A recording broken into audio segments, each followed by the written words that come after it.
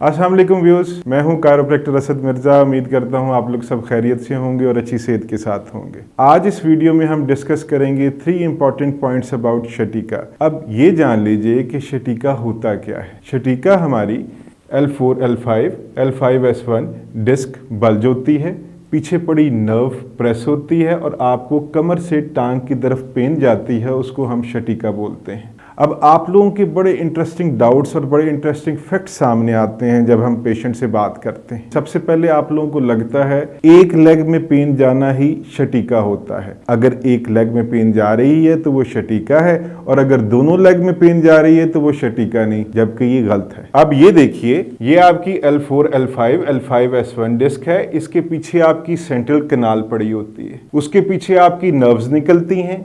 Spinal cord के बाद आपका कॉर्डा कॉइना आता है, उसकी ब्रांचेज होती हैं। एक ब्रांच लेफ्ट को जाती है और एक राइट को जाती है। अब यही ब्रांच जब डिस्क बाहर आती है तो पीछे पड़ी नर्व को प्रेस करती है। तो जब सेंटर से कैनाल को टाइट करेगी तो मिडिल में पड़ी जो नर्व्स होती हैं, जिसकी ब्रांचेज एक लेफ्ट को जा रही हैं और एक राइट को जा रही हैं, तो जब सेंटर से किसी को प्रेस करेगी तो दोनों लेग्स में भी पेन जा सकता है और एक लेग में भी पेन जा सकता है।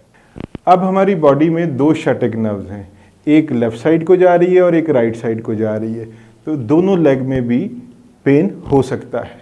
अब आपको मैं एक एग्जांपल में समझाता हूं। मान लीजिए कि ये एक ट्रांसफार्मर है, इस साइड को सप्लाई देने के लिए एक फेज है और इस साइड को सप्लाई देने के लिए एक फेज है। अब ये वाला जो फेज है ये राइट साइड की कॉलोनी के घरों को सप्लाई कर रहा है, और ये वाला जो फेज है ये लेफ्ट साइड के कॉलोनी के घरों को सप्लाई कर रहा है। अब मान लीजिए कि ये जो राइट साइड वाला फेज है इसमें प्रॉब्लम आती है, इस ब्रांच में ब्लॉकेज आती है, तो इस साइड के घरों की बिजली कट हो जाएगी, मतलब इस लेग में प्रॉब्लम आएगी। और अगर आपके लेफ्ट फेज में प्रॉब्लम आती है तो इस साइड के कॉलोनी के घरों की बिजली कट हो जाएगी, मतलब इस लेग में प्रॉब्लम आएगी।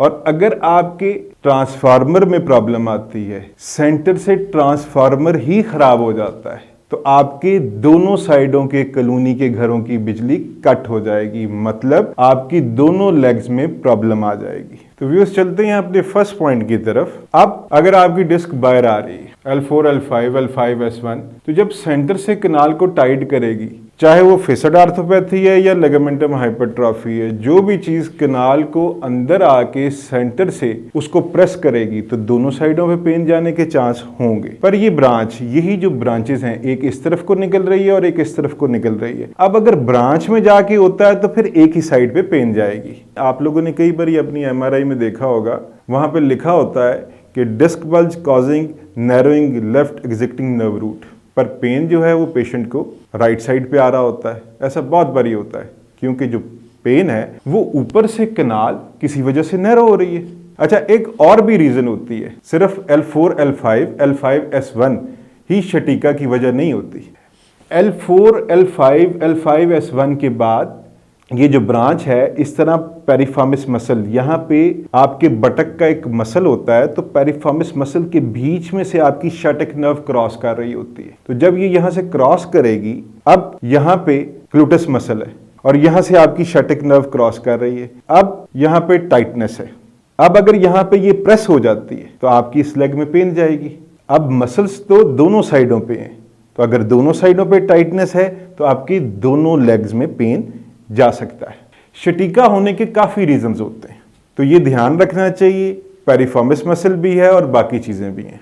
हमारी दो शटिक नर्व हैं, तो दोनों एक ही टाइम पे भी प्रेस हो सकती हैं या दोनों के प्रेस होने की एक ही रीजन भी हो सकती है।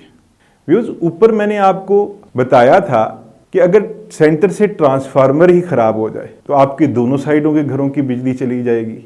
तो अगर सेंटर से कैनाल ही टाइट हो जाए तो आपकी दोनों साइडों पे शटीका हो जाएगा, मतलब बायलेटरल शटीका। मोस्टली शटीका एक ही लेग में होता है, बट दोनों लेग्स में भी हो सकता है। तो व्यूअर्स, चलते हैं अपने सेकंड पॉइंट की तरफ। आप लोगों को लगता है कि सिर्फ लेग में पेन जाना ही शटीका होता है, अदरवाइज लेग में नमनेस है, टिंगलिंग है, बर्निंग है, तो आप उसको शटीका नहीं समझते। जब भी हम पेशेंट से बात करते हैं, उसको एग्जामिन करते हैं, तो उससे पूछते हैं कि आपकी लेग में कोई नमनेस, टिंगलिंग या कोई बर्निंग या कोई सेंसेशन है, तो वो हमें बताते हैं कि सिर्फ चलते हुए मेरा पाँव सुन्न होता है, अदरवाइज मुझे कोई पेन नहीं है, तो इसलिए मुझे शटीका नहीं। पेशेंट का ये बहुत बड़ा डाउट और बहुत बड़ी मिथ है कि उनको लगता है कि शटीका होने का मतलब सिर्फ लेग में पेन जाना होता है, जबकि ऐसा बिल्कुल नहीं है। कोई भी सेंसेशन, नर्व कंप्रेशन का सिम्टम आ जाए, चाहे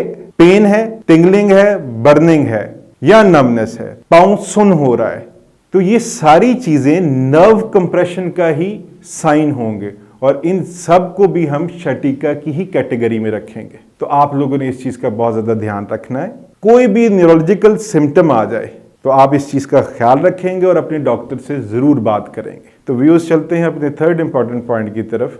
पेशेंट मुझसे अक्सर पूछते हैं कि मेरी एमआरआई में तो कहीं नहीं लिखा हुआ कि मुझे शटीका हो रहा है, आप कैसे कह रहे हैं मुझे शटीका हो गया? व्यूअर्स, शटीका जो है वो एक सिम्टम है और इसका cause stenosis, disc bulge, disc degeneration, canal narrowing, foraminal narrowing. अब ये जो आपकी एमआरआई में मेंशन हो रहा है, ये इसका कॉज है। अब ऐसा तो नहीं होता कि आपका रेडियोलॉजिस्ट ये मेंशन करके दे कि आपको शटीका हो रहा है।